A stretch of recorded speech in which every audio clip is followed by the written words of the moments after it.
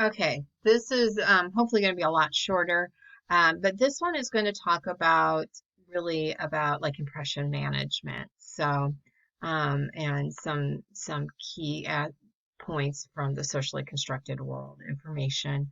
I just want to make sure that you're totally grounded and ready for the exam. So here you go. Um, Now, when you're thinking about social agency, which this isn't on the test, but social agency is our ability as individuals to make choices about our behavior. It's the ability to act independently, to have free will. Um, we see that our social agency, especially from a sociological point of view, is pretty limited. There's a lot of social structure, there's a lot of social institutions, there's a lot of culture, groups, there's all kinds of structure in our society that is really limiting our agency. I mean, sometimes people will act independently, they'll do as they feel um, as the best choice for them. But quite often, even that's being shaped maybe by some of the other social structure that they're in. Millie illustrates social agency when she goes to that party and she tells everyone how much fun, and that, of course, this is like Freaks and Geeks again. But Millie goes to the party and she is telling everyone how she's going to have fun, sober, and there's a lot of, rolling the eyes by the other people, but she just keeps on moving ahead. She's playing the piano and she's just really intent on kind of going against the general norm. She's not conforming to the rest of the group. I would argue that really that's because she's internalized her family and her church's like impact on her. But in this case, I mean, she's the one oddball at that party in many respects. Now, so we do have some agency. Impression management, which really in many ways does suggest that we kind of go along with the flow of things, that we enact our statuses in pretty predictable ways.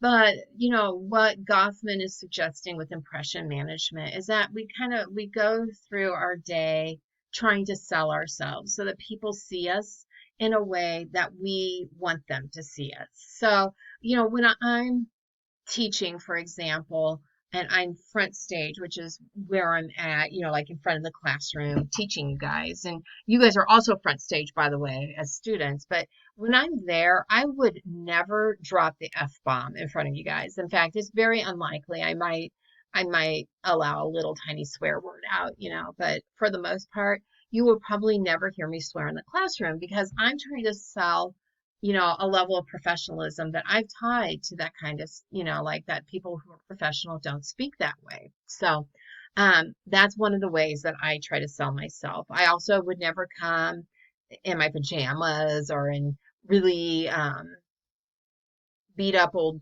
tattered clothes that maybe, my comfy clothes. You'll never see me in yoga pants or anything like that, just as a way of trying to, of course, like sell myself. I want you to see me in a particular way. Now, this theory is the theory of dramaturgy. There's no question on the test about that, but just so that you know, dramaturgy, if it sounds like drama, like we're all on a stage, and that's basically true. And that we're just actors as we go through our life. We're enacting our roles. We pretty much follow scripts. And we even use props quite often to sell the image that we want people to see.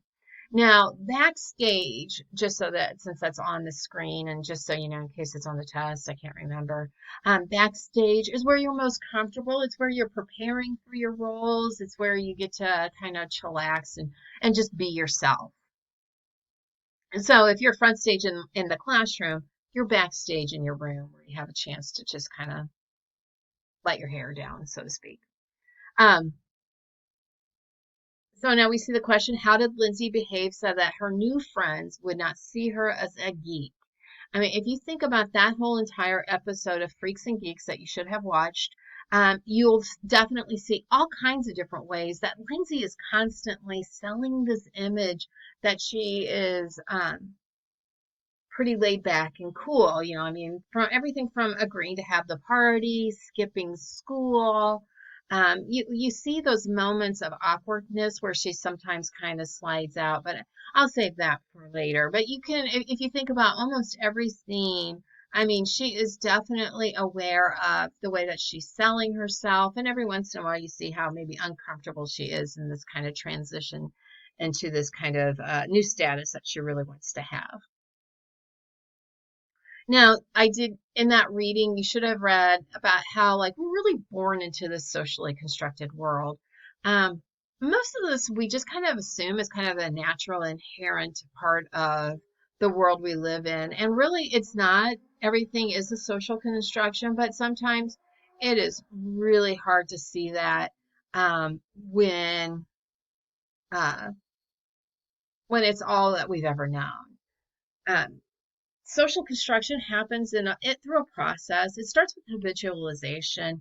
That's just when actions are repeated frequently and they become cast into a pattern that is performed again in the future in the same manner.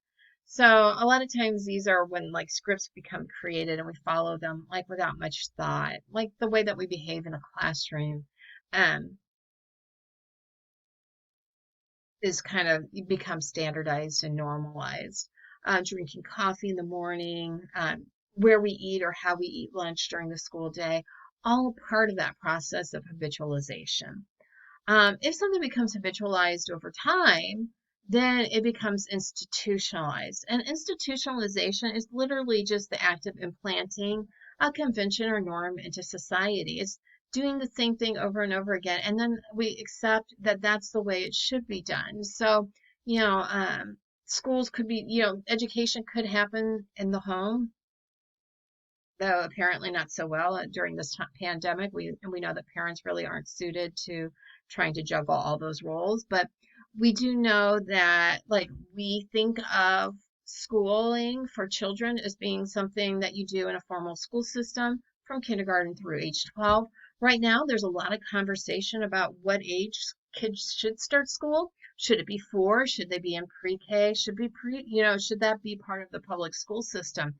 As we continue those conversations and more pre-K programs become part of public school systems, eventually it'll be institutionalized and it'll become part of that larger system, much like kindergarten was back 50 years ago. Now, this process of a social constructed world does lead, institutionalization leads to things like the Thomas theorem. The Thomas theorem just states that if men define situations as real, they are real in their consequences. That just means that, like, when we kind of expect things to happen, then they're likely to happen. And quite often we define those situations as real because that is just how it's done. We've learned the definition of the situation. So, for example, like talking about the elevator, you define that nobody's going to be standing in front of those doors, and they're generally real in their consequences because everyone follows that behavior pattern. We've institutionalized essentially the standing back away from the doors. So this actually leads to what's called the self-fulfilling prophecy, which is just our expectations of what is to occur makes it happen. We literally fall prey. We fall into those scripts. We do what's expected, and we see this at Lindsay's house when everyone's there at a party and they don't realize that what they're drinking is really non-alcoholic beer, and so because their expectations about what being at a party with beer is, they all begin to act like they're drunk and the party becomes lively, even though there's no alcohol in that beer. Well, very little, I think, is really how it works.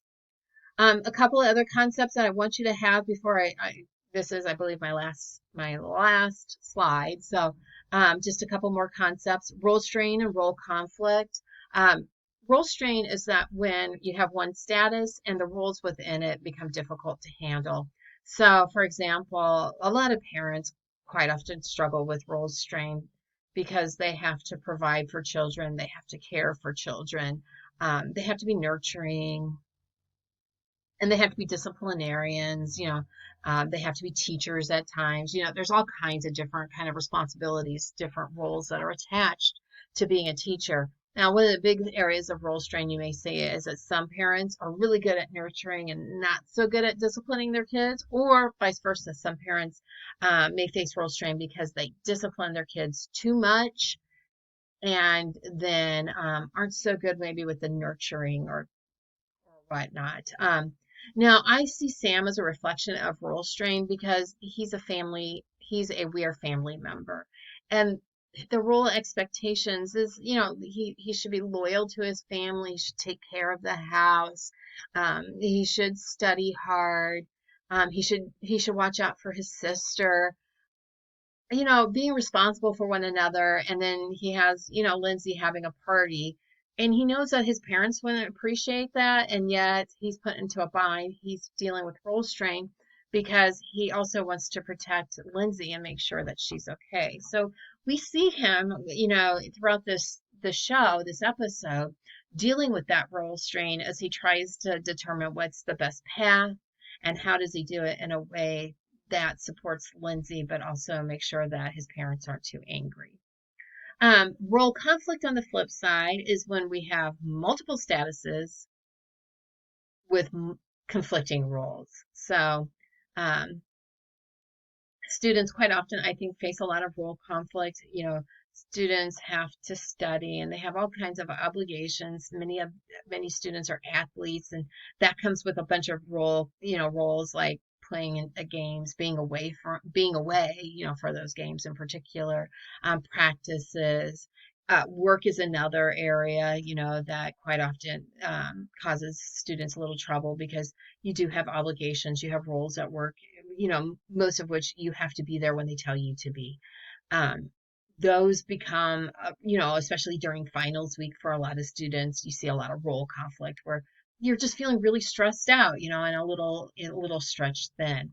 Lindsay's a role conflict because she is trying her best to be a good student, of which, attending class is kind of important, and she ends up skipping class because she really wants to meet the expectations of the freaks, which was to go get that beer for that party. And that led to that kind of a conflict. It conflicted with her roles tied to being a Weir family member. And so we see that go on where she's dealing with a lot of role conflict. So, and you can see that in her face, right? Like you can see there's those moments where she's just really, really uncomfortable. And it's because she's dealing with role conflict. I hope that makes sense to you. If not, please feel free to reach out via email or you can text, call me. My number is definitely on the syllabus, but reach out to me, let me know as you prepare for the test. So I hopefully this helps.